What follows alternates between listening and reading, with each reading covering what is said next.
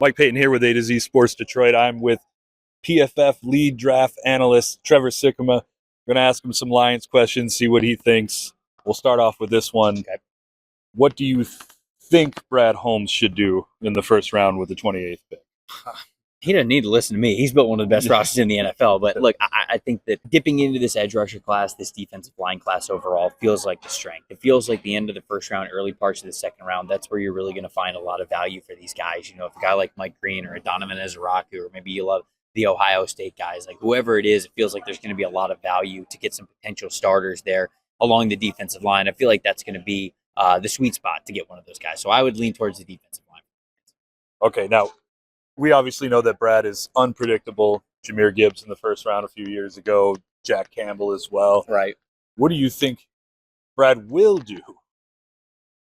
Yeah, I mean, I feel like he's going to lean into the strengths of this class. I really do. I think that it's going to be defensive line. I'm not just going to throw a position out there that I don't think they're going to pick, but they're going to go best player available, whatever they feel that is. I know that's a cliche, but I do feel as though they'll go best player available one way or another. I think that's going to lean towards the defensive line anyways. So that's sort of where my mind still goes for them and what I think could happen. Okay. Last year, I walked out of this combine knowing that Sione Vaki was going to get drafted by the Lions. I felt it in my soul. That's good. I like Sione Vaki, so that's good.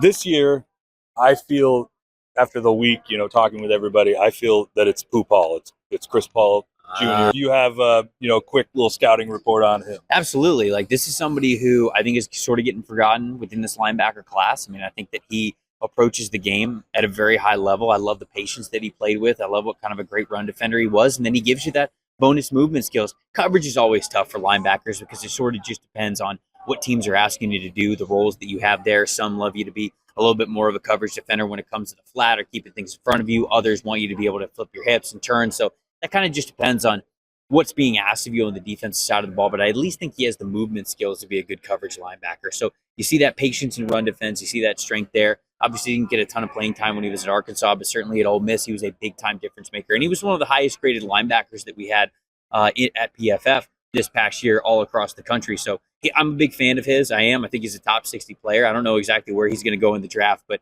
I think he'd be a great fit for the Lions.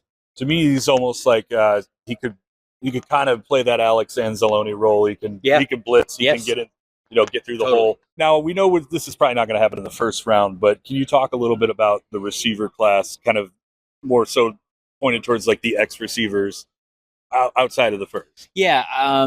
First guy that comes to my mind when it comes to X receivers is Pat Bryant from Illinois. I mean, the dude is he's great on the line of scrimmage. He'll block his ass off for you. He's somebody who's not afraid to do that dirty work. He has the phrase that everybody says, no block, no rock, and he takes that to heart. I think Alec Iomaner is another guy from Stanford who he's 6'3", 6'2", whatever he's going to officially weigh in at or measure in at. He brings you that body prototype that you would want as somebody who can hold up on the line of scrimmage. He is another guy that takes so much pride in his blocking game, but even though he's an X receiver and he's a strong X receiver, he's got a track background to him too, so he can hit you over the top and he can be a vertical stretching player. I think that Alec Iomaner is somebody that they would definitely look at in that regard. And then I'll shout out Brim McCoy too. This is a former 5-star wide receiver. He started his career at USC, moved on over to Tennessee, went through a knee injury that was really tough for him. He's just dealt through injuries throughout his entire career, but he is somebody, man, talk about a big-time athlete. I mean, over 200 pounds, 6'5". I mean, he is built. I was standing next to his podium. Like, he is built like an NFL X wide receiver. And so you look at the athletic background and you say, that's somebody that I want to take a chance on there. So I'll throw Brim McCoy into that as well. It's interesting because all three of those guys had formal meetings with the Lions at the Combine. So, I mean, keep those guys on your mind. And then the final question we'll go with, since you're Tampa Bay, Trey, I think you'll probably have a good idea of how to answer this. What are the Lions getting in Casey Rogers as a defensive line coach? Anytime the Lions hire somebody to a certain position, I go, okay, well, they have to know ball. Because if they don't know ball, then they're not really, then they're obviously not going to be considered there. So Casey was obviously able to deal with a lot of different types of edge rushers that were there in Tampa Bay. It wasn't the most successful season that they wanted to, but I think that's something they're addressing on the roster. So obviously, I just love the spot. I love the spot they're going to. Detroit's obviously losing a lot of coaches that are in their coaching staff. And so I'm excited for them. I really am. Awesome. Well, we thank you, Trevor, for coming on, and we will see you guys next time.